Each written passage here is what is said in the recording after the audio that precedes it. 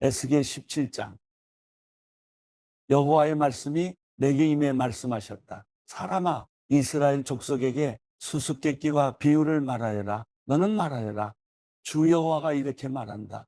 날개가 크고 깃이 길고 숱이 많고 다양한 색깔의 깃털을 가진 거대한 독수리가 레바논으로 와서 백향목 가장 높은 가지를 차지했다. 독수리가 그 맨 끝에 연한 가지를 꺾어서 상인들의 땅으로 가져가 상인들의 도시에 두었다. 그리고 독수리가 그 땅의 씨를 얼마 가져다가 비옥한 땅에 심었다. 그는 그것을 풍족한 물가의 버드나무처럼 심었다. 그것은 싹이 트고 낮게 들이운 포도나무가 됐다. 그 나무 가지들은 독수리를 향해 있었고 그 뿌리들은 나무 밑에 있었다.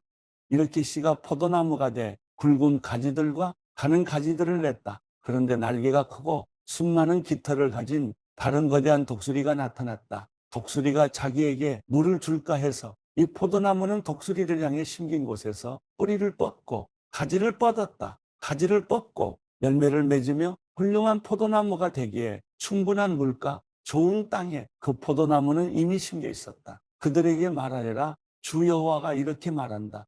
그 포도나무가 번성하겠느냐? 독수리가 뿌리를 뽑고 열매를 따버려서 그것이 시들지 않겠느냐? 새로 난 잎이 모두 시들어 버릴 것이다. 그것을 뿌리째 뽑는데 강한 팔이나 많은 사람이 필요하지 않을 것이다. 그것이 심겼다고 해서 번성하겠느냐? 동쪽 바람이 그 나무에 불 때 그것이 완전히 시들지 않겠느냐? 그 심긴 밭에서 시들어 버리지 않겠느냐? 여호와의 말씀이 내게 임해 말씀하셨다. 반역하는 족속에게 이것이 무슨 뜻인지 너희가 모르느냐 하고 말하여라. 바벨론 왕이 예루살렘으로 와서 예루살렘 왕과 관료들을 잡아 그들을 바벨론으로 끌고 갔다. 그리고 그가 왕의 자손 하나를 취해 언약을 맺고 맹세하게 했다. 그는 그 땅의 지도자들을 끌어갔다. 이것은 그 나라의 지위가 실추되며 스스로 일어나지 못하고 그 조약을 지켜야만 일어날 수 있게 하려는 것이었다. 그러나 그는 바벨론 왕에게 반역해 사절단을 이집트에 보내 그에게 말과 많은 군대를 지원하도록 했다.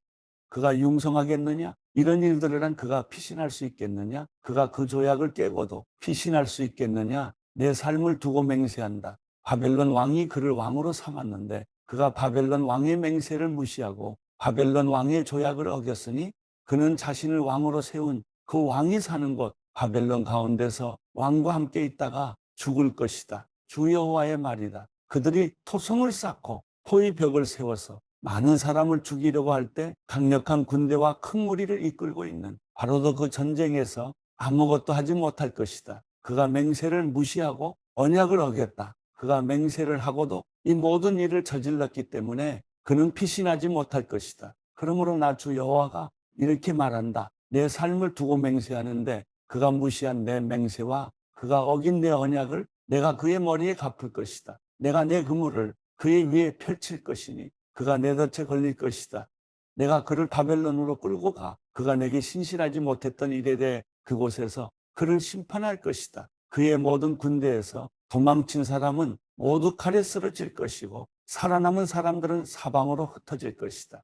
그러고 나면 나 여호와가 말했음을 너희가 알게 될 것이다. 나 주 여호와가 이렇게 말한다. 내 스스로 가장 높은 백향목 꼭대기에서 가지를 가져다 심을 것이다. 내가 그 꼭대기에 있는 가지들 가운데 연한 가지를 꺾어서 이를 높이 치솟은 산에 심을 것이다.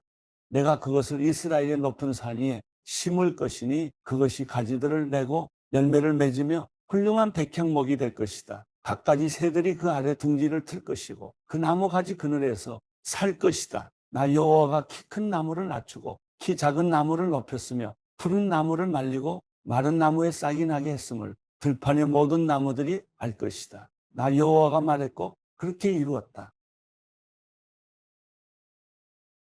에스겔 18장.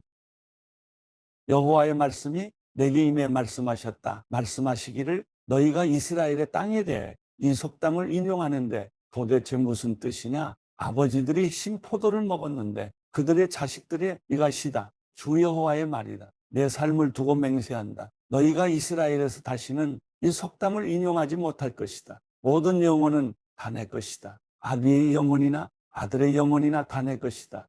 그러니 죄짓는 영혼은 죽을 것이다. 어떤 사람이 의로운 사람이어서 공정하고 올바른 일을 한다고 하자. 그는 산 위에서 먹지 않고 이스라엘 족속의 우상들에게 눈을 들지 않으며 자기 이웃의 아내를 엿보이지 않고 월경 중인 여인을 가까이 하지도 않는다. 그는 아무도 학대하지 않고 채무자에게서 저당 잡은 것을 돌려준다. 물건을 강탈하지 않고 배고픈 사람들에게 자기의 음식을 주고 벌거벗은 사람들에게 옷을 입혀준다. 그는 이자를 위해 빌려주지 않고 이자를 받지도 않으며 죄악된 일에 그의 손을 대지 않고 사람들 사이에서 공정한 판결을 한다. 그가 내 법령을 따르고 내 규례를 지켜서 충실히 실행한다. 그는 의로운 사람이니 그가 반드시 살 것이다. 주 여호와의 말이다. 그에게 폭력적인 아들이 있고 그 아들이 피 흘리게 하는 사람으로서 악한 일을 행한다고 하자 그는 이러한 선한 일은 하나도 하지 않고 산 위에서 먹고 자기 이웃의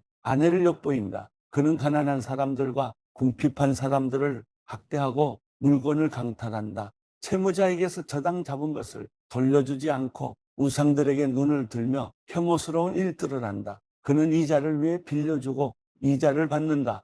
그런 사람이 살겠느냐? 그는 살지 못할 것이다. 이런 모든 혐오스러운 일들을 했으니 그가 반드시 죽을 것이다.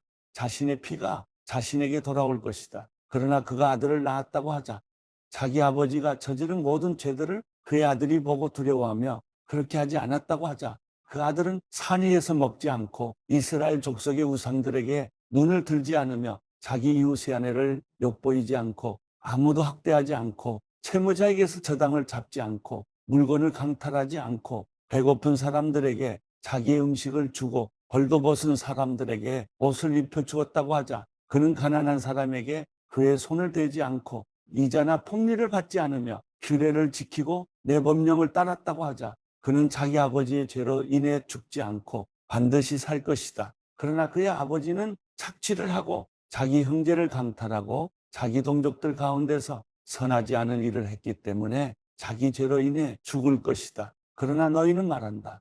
아들이 왜 아버지의 죄를 감당하지 않느냐고 하지만 그 아들이 공정하고 올바른 일을 했고 내 모든 법령을 지키고 행했으니 그는 반드시 살 것이다. 죄 짓는 사람, 그가 죽을 것이다. 아들이 자기 아버지의 죄를 감당하지 않을 것이고 아버지가 자기 아들의 죄를 담당하지 않을 것이다. 의인의 의로움이 자기에게 돌아갈 것이고 악인의 사악함이 자기에게 돌아갈 것이다. 그러나 만약 악한 사람이 자기가 저지른 모든 죄에서 돌아서서 내 모든 법령을 지키고 공정하고 올바른 것을 행하면 그는 반드시 죽지 않고 살 것이다. 그가 저지른 범죄가 하나도 그에게 불리하게 기억되지 않을 것이다. 그가 행한 의로움으로 인해 그가 살 것이다. 내가 악한 사람이 죽는 것을 조금이라도 기뻐하겠느냐? 주 여호와의 말이다. 오히려 그가 자기 길에서 돌이켜 사는 것을 내가 기뻐하지 않겠느냐? 그러나 의인이 자기의 의로움을 떠나서 죄를 짓고 악한 사람이 하는 대로 모든 혐오스러운 일들을 한다면 그가 살겠느냐? 그가 행했던 자기의 의로움은 하나도 기억되지 않을 것이다. 그가 신실하지 않게 행했던 것과 그가 저지른 죄들로 인해 그는 죽을 것이다. 그러나 너희는 말한다. 주의 방식이 공평하지 않다. 이스라엘 족속아 들으라. 내 길이 공평하지 않은 것이냐? 너희의 길이 공평하지 않은 것 아니냐? 의인이 자기의 의로움을 떠나 불의를 저지르면 그것 때문에 그는 죽을 것이다. 그가 저지른 불의 때문에 그가 죽을 것이다. 그러나 악인이 자기가 저지른 악에서 떠나서 공정하고 올바른 일을 하면 그는 자기 목숨을 보존하게 될 것이다. 그가 깨닫고 자기가 저지른 모든 죄들을 떠나면 그가 반드시 살고 죽지 않을 것이다. 그러나 이스라엘 족속은 말한다. 주의 길이 공평하지 않다. 이스라엘 족속아 내 길이 공평하지 않은 것이냐? 너희의 길이 공평하지 않은 것 아니냐? 이스라엘 족속아 그러므로 내가 너희를 각각 자기의 행동대로 심판할 것이다. 주 여호와의 말이다. 회개하라. 너희의 모든 죄에서 돌아서라. 그러면 죄악이 너희를 넘어지게 하는 걸림돌이 되지 않을 것이다. 너희가 저지른 모든 죄를 너희에게서 제거하고 스스로 새 마음과 새 영을 가지라. 이스라엘 족속아 왜 너희가 죽으려고 하느냐? 나는 어느 누가 죽는 것을 기뻐하지 않는다. 주 여호와의 말이다. 그러니 회개하고 살라. 에스겔 19장 이스라엘의 지도자들을 위해 슬픔의 노래를 지어 불러라. 내 어머니가 누구냐? 암사자다. 암사자가 사자들 사이에 누워 젊은 사자들 사이에서 새끼들을 길렀다. 암사자가 자기 새끼 하나를 길러내니 그가 젊은 사자가 됐다. 그가 먹이를 잡는 법을 배워서 사람들을 삼켜버렸다. 민족들이 그 젊은 사자에 대해 들었고 젊은 사자가 그들의 함정에 빠졌다. 그들이 젊은 사자를 갈고리로 꿰어서 이집트 땅으로 끌어갔다. 암사자는 기다리다가 자기의 소망이 사라지는 것을 보고 다른 새끼 하나를 데려와 젊은 사자로 키웠다. 그 새끼는 사자들 가운데로 돌아다니며 젊은 사자가 됐다. 젊은 사자가 먹이를 잡는 법을 배워서 사람들을 삼켜버렸다. 젊은 사자는 사람들의 성체들을 부서뜨렸고 사람들의 성읍들을 폐허가 되게 했다. 그 땅과 그 안에 있는 모든 사람들이 사자의 포효하는 소리에 놀랐다. 그러자 주변 지역의 민족들이 젊은 사자를 대적해 그에게 그물을 펼치고 함정에 빠지게 했다. 그들은 그를 갈고리로 옥에 집어넣고 바벨론 왕에게 보내버렸다. 그들이 그를 감옥에 가도 이스라엘 산들에서 그 소리가 더 이상 들리지 않게 하려는 것이었다. 내 어머니는 내 포도밭의 물가에 심은 포도나무 같으니 풍부한 많은 물로 인해 열매가 풍성하고 가지가 무성하며 그의 가지들은 강해 지도자의 귀로 쓰기에 적합했다. 그것은 무성한 나뭇잎 위로 높이 솟았고 많은 가지들 가운데 단연 돋보였다. 그러나 그것은 진노 가운데 뿌리가 뽑혀 땅바닥에 던져졌고 동풍이 그의 열매를 말려버렸다. 그의 강한 가지가 꺾이고 말라서 불이 그것을 삼켜버렸다. 그리하여 이제는 광야 메마르고 가문 땅에 심겼다. 불이 한 가지에서 피어올라서 그의 열매를 삼켜버렸다. 이제 지도자의 규가 될 만한 그런 강한 가지는 하나도 남지 않았다. 이것이 슬픔의 노래이며 후일에도 슬픔의 노래가 될 것이다.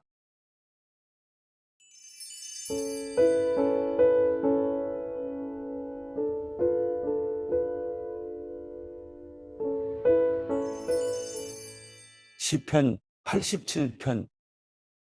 주께서 거룩한 산에 터를 세우셨습니다. 여호와께서는 야곱의 다른 곳들보다 시온의 문들을 더 사랑하십니다. 오 하나님의 성아, 너를 향해 영광스럽다고 하는구나. 셀라, 내가 나를 아는 사람들 가운데 라합과 바벨론에 관해 말하리라. 블레셋과 두로와 에티오피아를 보라. 이곳 사람들도 시온에서 태어났다 하리라. 시온에 대해서는 이렇게 말하리라. 이 사람과 저 사람이 다 시온에서 났고 지극히 높으신 분이 직접 시온을 세우셨다. 여호와께서 그 백성들을 등록하실 텐데 그때는 이 사람이 시온에서 났다라고 하실 것입니다. 셀라, 그들이 악기를 연주하고 노래하면서 내 모든 샘물이 주께 있다라고 하리라.